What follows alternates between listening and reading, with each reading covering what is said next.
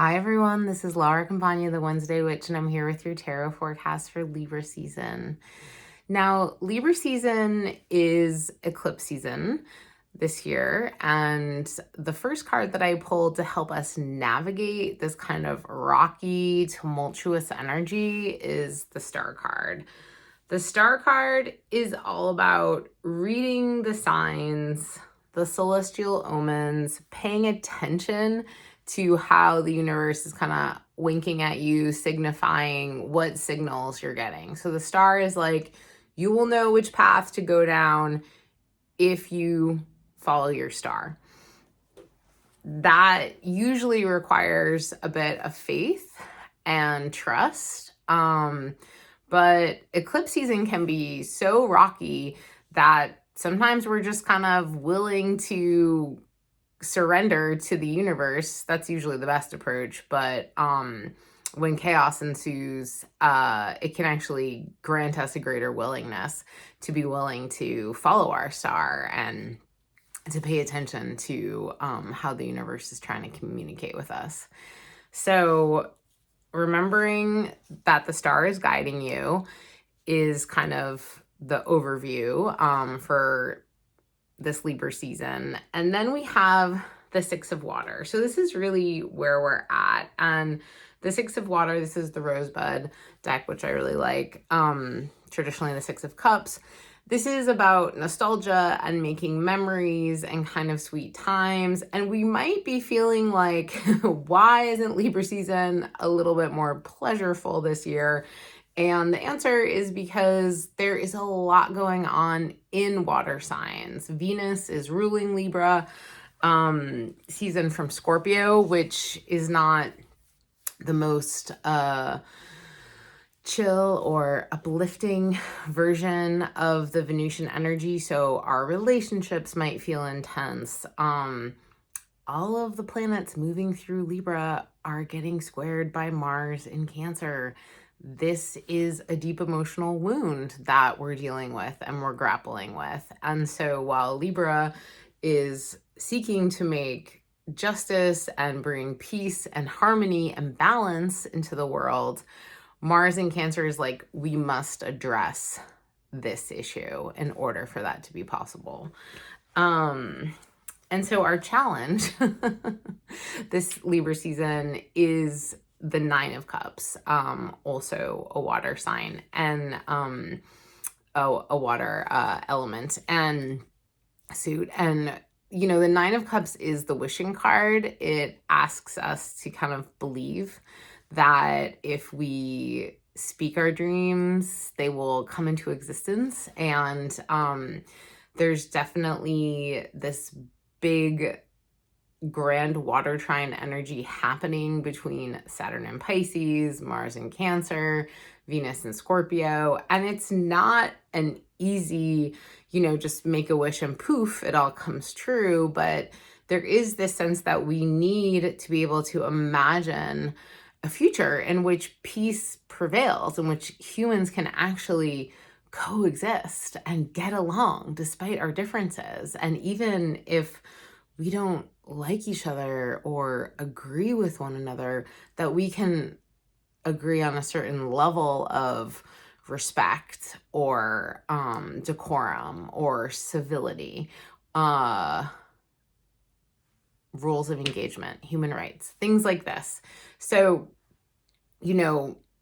a lot of us are feeling very concerned about the collective, and the Nine of Cups is definitely inviting us to kind of make wishes for what we want to see come true in our lives, but also the lives of people that maybe we don't even know, but we feel concerned about around the globe.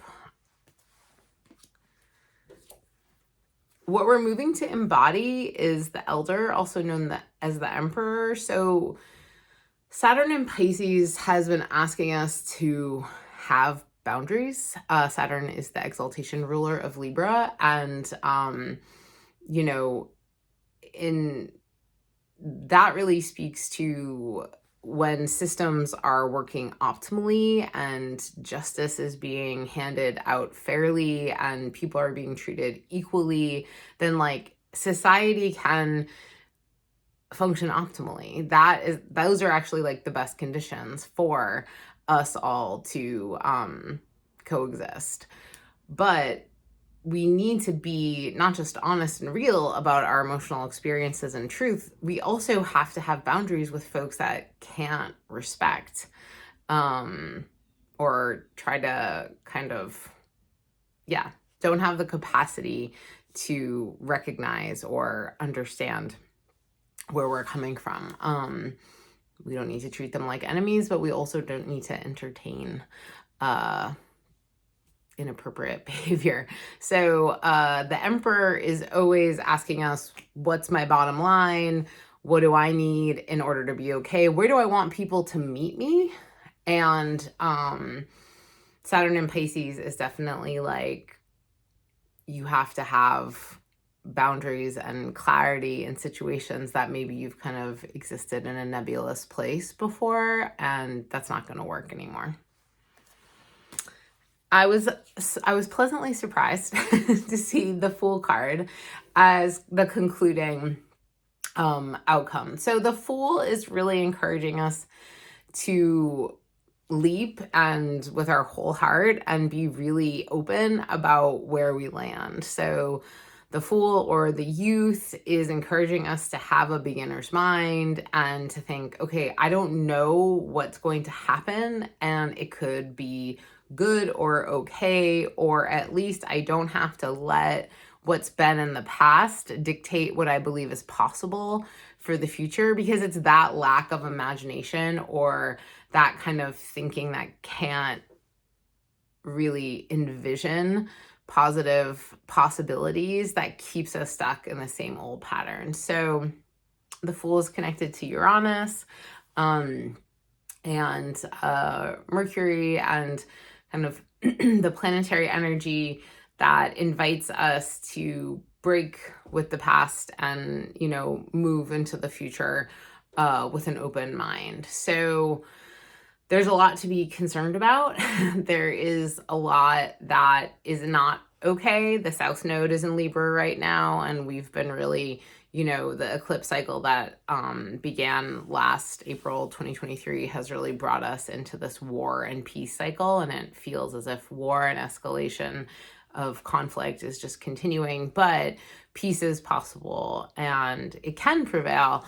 And so the youth card, the Fool card, is encouraging us to kind of be fools and believe in peace. And the bonus card is the Seven of Pentacles, which is basically like your hard work is working. It's paying off. And there's so many people around the world that are trying to make a difference to help folks who are in need and to intercede on the situations and to do what they can. And Libra is really about balance, and it's connected to the kidneys, which is also the adrenals sit on top of those. So, we shouldn't try to stretch ourselves too thin. We shouldn't try to get the most bang for our buck. Mars in Cancer is kind of making us a bit tired in a particular way, but we should try to recognize when what we are doing is working on some level, and to keep that up. So that's what I have for you. I hope that you all go gently into the rest of Libra season. And if you're wondering where this is landing in your chart, you can book a reading through my website, lauracampagna.astrology.com. And I'm wishing you all the best.